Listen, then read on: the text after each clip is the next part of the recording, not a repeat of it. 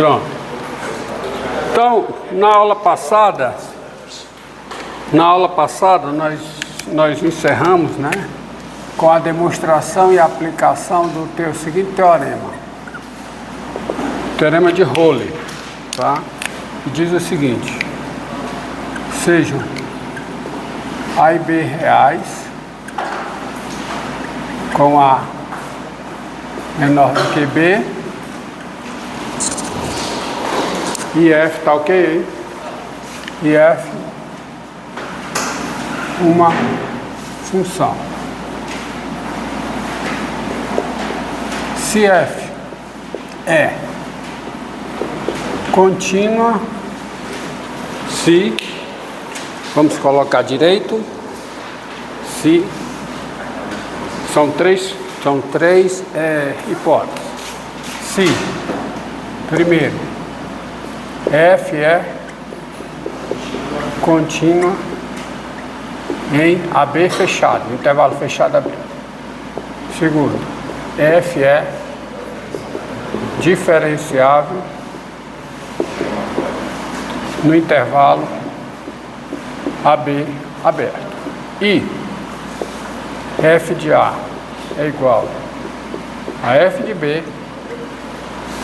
Então, existe um C no intervalo aberto AB, tal que a derivada de F em C é igual a zero.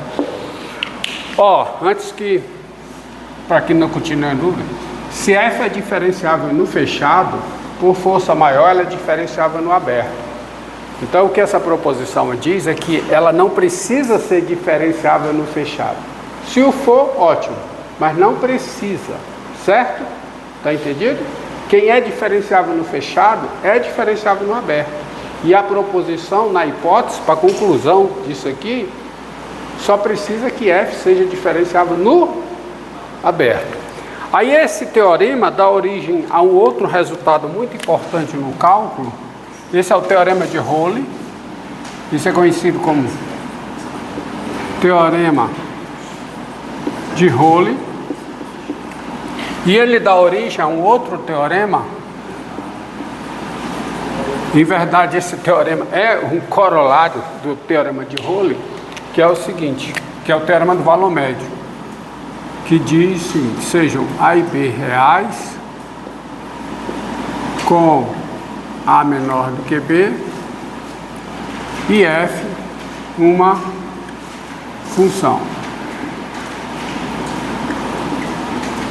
Bem, se, primeiro, F é contínua no intervalo fechado AB e F é diferenciável no intervalo aberto AB, então aí a conclusão já vem, tá? Qual é a diferença em termos de hipótese entre esse teorema e esse, que é o teorema de Rowley? Não tem igualdade. F de A é igual a F. Mas ainda assim você conclui algo bem interessante. E aí esse teorema vira um caso particular desse, que é o seguinte: então existe um C no intervalo aberto AB, continua existindo um C no intervalo aberto AB, tal que a derivada da F em C é igual a F de B menos F de A dividido por B menos A. Isto é,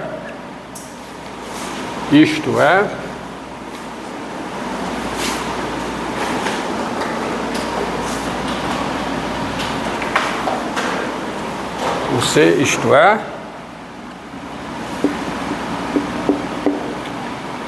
F de B menos F de A é igual a quê? A derivada de F em C vezes B menos A, que é a mesma coisa, tá bom?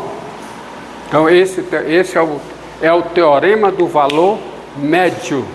Esse teorema é conhecido como teorema Teorema do valor médio. Tá? Esse, para mim, é um dos cinco resultados importantes do cálculo 1, que você tem que saber, tá? E esse teorema acompanha, o teorema tem é do cálculo 1, mas ele tem aplicação no cálculo 2, no cálculo 3, na análise, em várias áreas da matemática, tá? Um resultado bem importante, você vai ver consequências dele já já. Esse teorema, geometricamente, o que ele quer dizer? Ó, o teorema de Rowley, veja, eu já disse que ele é um teorema bem intuitivo, tá? É um teorema bem intuitivo, eu não preciso desse bicho. O teorema de Rowley é um teorema bem intuitivo, que ele quer dizer é o seguinte, tá aqui, olha o teorema de Rowley. Está aqui o F de A, está aqui o A, está aqui o F de B, de mesmo tamanho, tá? De mesmo tamanho. E a função sai daqui para cá continuamente e ao longo do intervalo aberto AB, ela é diferenciável. Então, meus amigos, tem um máximo e um mínimo. Essa função tem um máximo e um mínimo. Se tem um máximo, eu consigo aqui uma reta que não intersecta o gráfico, uma reta por cima do gráfico. Aí eu venho baixando com essa reta, paralelamente ao eixo das abscissas, uma reta paralela ao eixo das abscissas. Aí imagine que eu vinha baixando com essa reta. Uma hora ela toca o gráfico. Aí quando ela toca o gráfico, ela é tangente. Entendido? Essa é a intuição que está por trás do teorema de Rowley. Ela toca o gráfico, aí ela é tangente. E se ela é tangente, ela é uma tangente horizontal, portanto, a derivada nesse ponto é zero, né? Esse é o teorema de Rowley. Só que essa intuição também, ela é aplicada nesse teorema. Porque esse teorema, olha o que você tem.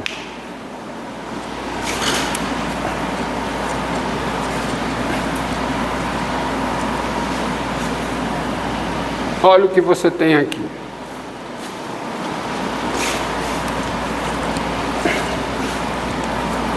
Ó.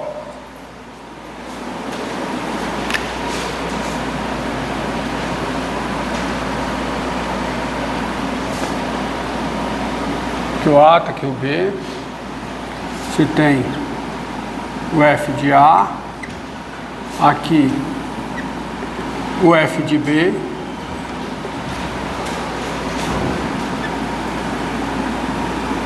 Aí você tem, a sua função faz isso, ela sai daqui continuamente, ela vem para cá,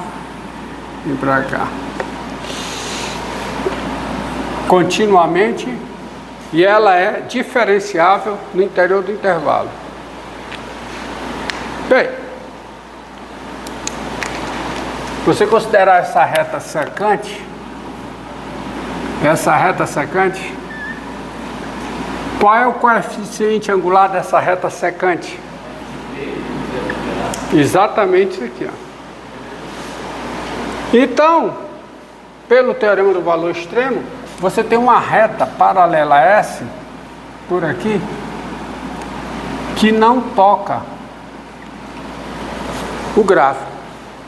Aí você vem andando com essa reta, mesma coisa que você fez lá, só que agora vem andando com essa reta paralelamente a S. Aí chega uma hora que ela toca. Aí quando ela toca, ela é tangente. Mas quem é o coeficiente angular dessa reta? É o coeficiente angular dessa, que é paralela a essa, que é o coeficiente angular dessa. Elas são paralelas. Se elas são paralelas, elas têm o mesmo coeficiente angular. Aí esse C aqui, tá? Esse é o apelo geométrico do teorema do valor médio. Esse C aqui, a derivada da F em C é exatamente o coeficiente angular dessa reta secante. Mas vamos à demonstração mesmo, demonstração analítica, prova. Prova. Admita as hipóteses. Admita as hipóteses. Você tem uma função e um intervalo, são duas entidades matemáticas. E as hipóteses são: f é contínua no intervalo fechado e f é diferenciável no aberto. Então você faz o seguinte: daí, seja H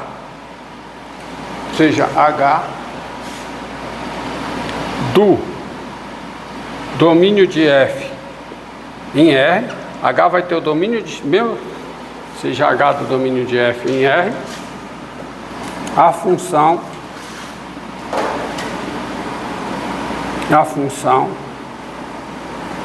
dada por, eu vou construir uma função.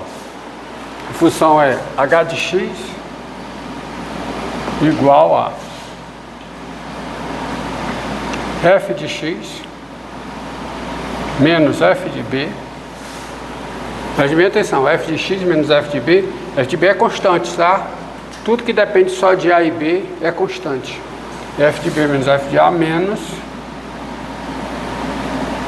f de a menos f de b menos f de a sobre b menos a, tá? Vezes x menos a. Qualquer que seja x no domínio de f. Qualquer que seja x no domínio de f. Essa é a função. Tá? Qualquer que seja x no domínio de f. Está entendendo? Função h é h em x, é f de x. Por isso que a h é do domínio de f em R. Onde a f está definida, a h também está, tá? Portanto, a h está definida no intervalo fechado AB, porque a f está. A f é contínua no intervalo fechado AB. Mas, mais do que isso. Então, fica esse constante aqui. Veja que está multiplicando por x menos a. Então, esse pedaço aqui da h é uma função afim. É uma função afim. Esse pedaço aqui vezes x menos esse pedaço vezes a. É uma constante vezes x menos a. Então, o que é que nós temos? Nós temos várias coisas. Primeiro,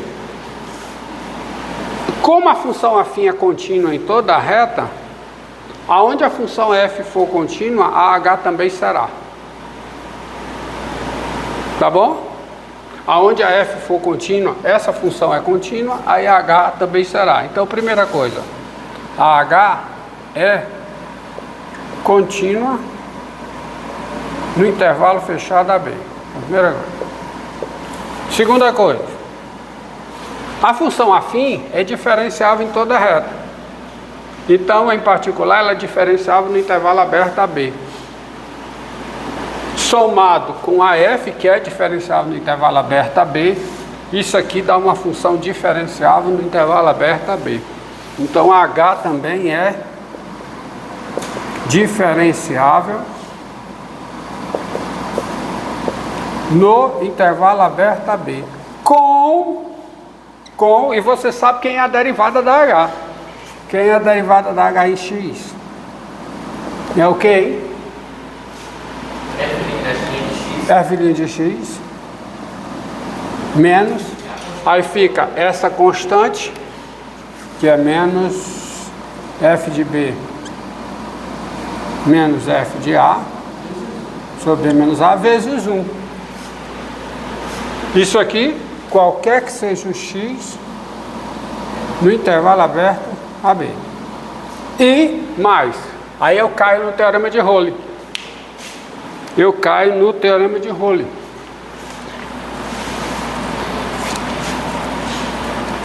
Quem é h de b? H de b é quanto? H de b? H de b é 0. H de B, tá? Botar uma vírgula aqui. Não, I, vou botar logo I. H de B, ó, H de A, quanto é H de A? Vamos ver, H de A, mais 5. H de A fica o quê? F de A menos F de A, dá 0. Isso aqui vezes A menos A dá 0, H de A é 0. E o H de B? H de B fica F de B menos F de A menos F de B menos F de A sobre B menos A multiplicado por B menos A. E o B menos A cancela com B menos A, então fica F de B menos F de A menos F de B mais F de A, que também dá 0. Ou seja,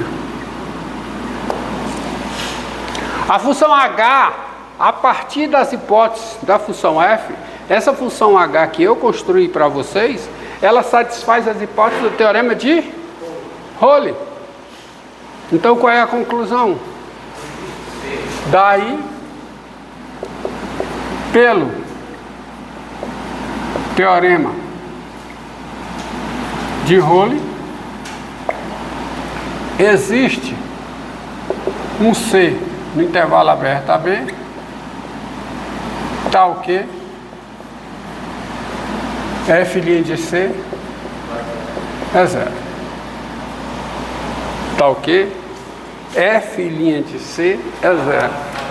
Oh, desculpe, H' de C é 0. H' de C é 0, exatamente, perdão.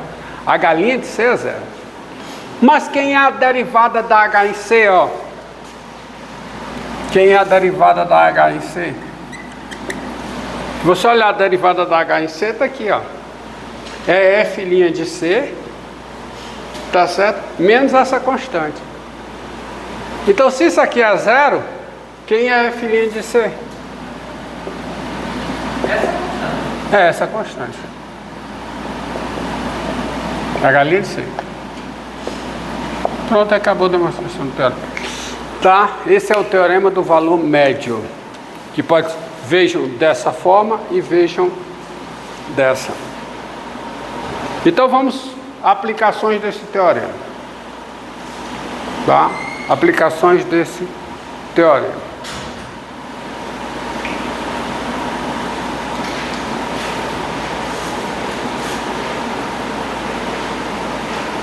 Tá?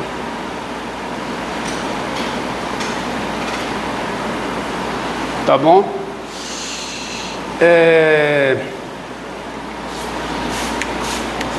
Definição. Aí eu preciso de definições. Vou colocar aqui, senão o espaço vai tomar. Então guarde esse teorema aí e vamos às suas aplicações. Primeira aplicação desse teorema é estabelecer um critério para saber aonde uma função é crescente e aonde ela é decrescente. E saber onde uma função é crescente e onde ela é decrescente tem aplicações como, por exemplo, esboçar gráfico de função, tem um exposto gráfico, uma coisa importante, ou então achar máximo e mínimo de função em intervalo, que é outra coisa extremamente importante. Mas para isso, quanto tempo aí? Mas é isso, eu preciso de uma definição. Deixa eu dar essa definição para... Tá? Definição. Sejam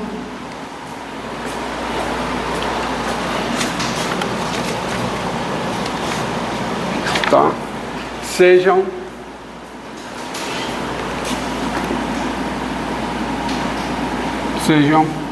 f uma função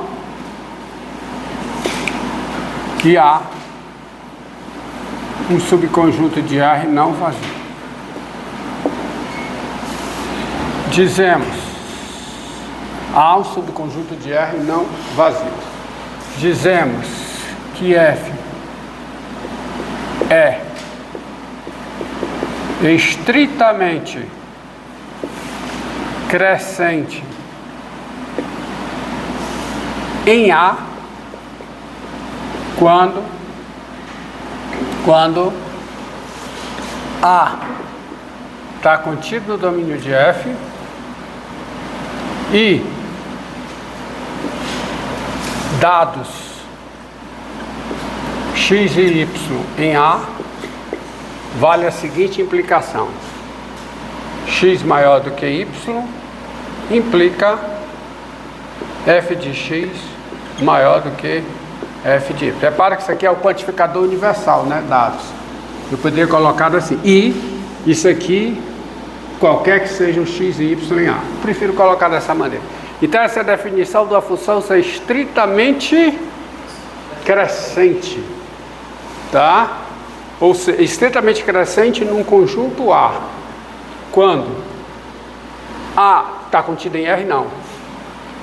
Quando A está contido, A já é subconjunto de R. Quando A está contido no domínio de F, correção. Quando A está contido no domínio de F e dado x, y em A, essa implicação é verdadeira. Ou seja, se eu cresço em A, as imagens crescem em R. E crescem estritamente. Ok?